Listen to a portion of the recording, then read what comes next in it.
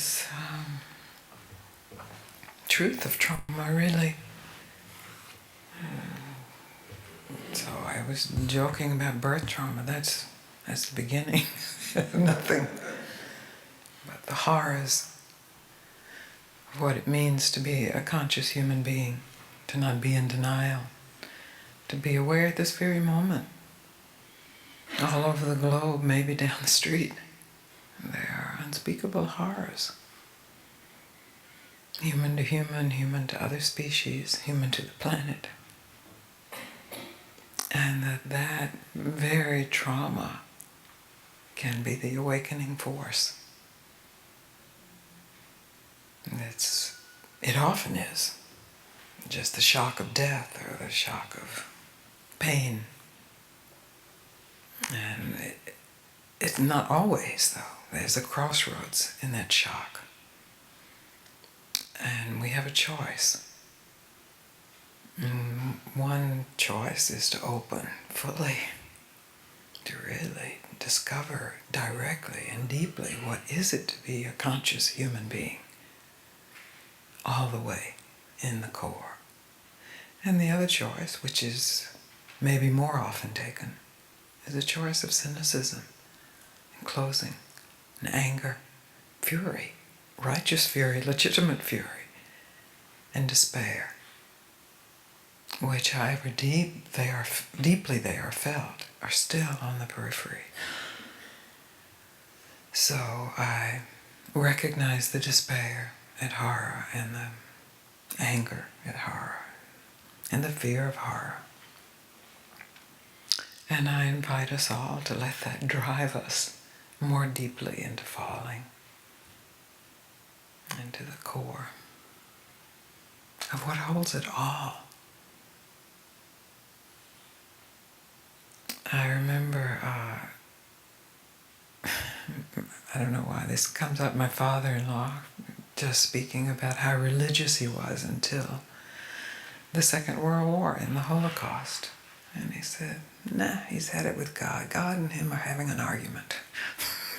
It's unresolved as of yet. A very nice man, but he just could not.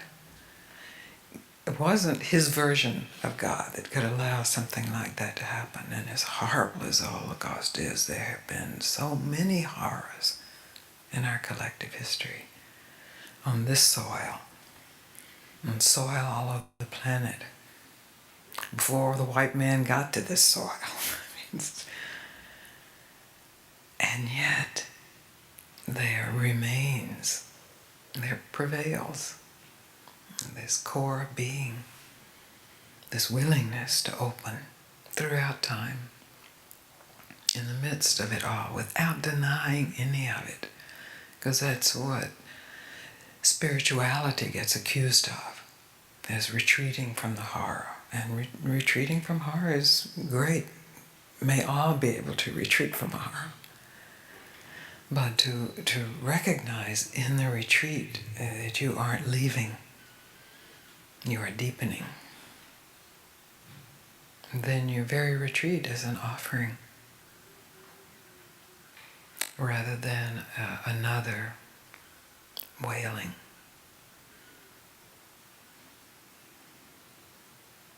So as children, we are innocent. And if we are taken care of well, this innocence maintains itself for a while. And then we start to get the shocks of what it means to grow up. And some of us retreat from those shocks and try to be like children again. And some of us assume that we are grown up when we are cynical, when we are angry, when we are fed up with the whole mess. But really growing up is closer than cynicism and closer than the innocence of a child. It's not an ignorant innocence. It's in the fully seeing it all that still there is this exquisite, undeniable yes in the core. And so I've mentioned a couple of times how lucky we are to have retreat. We are. And how many people could never even consider a retreat. They're starving, or they're running, or they're hiding, or they're fighting. And so that whatever horrors have happened in your life, or whatever horrors you have witnessed, or whatever horrors you have empathically felt by reading the newspaper, you are still able to be here. There's still something stronger. And the truth is, we don't know how long we can gather like this. This is a beautiful moment in human history where we're actually able to speak what we feel. We're actually able to be heretics. And normally that's not allowed in any culture. That the forces, secular or religious, gather to squelch that, because it is dangerous to the status quo, to the way things are. In fact, it's revolutionary, because it's recognizing what is here, regardless of the survival of the unit, the individual, the family, the nation. What is here, regardless of what has been done to each other. And where is the allegiance? Is it to that core which prevails, including the knowledge and the despair, or the assault on that? Well, these are questions and answers you discover for yourself. Really, my job is to simply invite you into the core.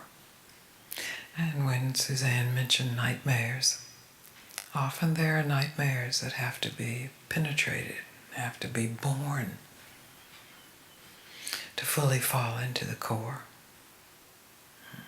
The way my teacher spoke of it is that as someone begins to awaken, all the gods and demons of the past come to reclaim them. So, if we are willing to wake up from the nightmare, then the nightmare itself has no power, as horrible as it may be.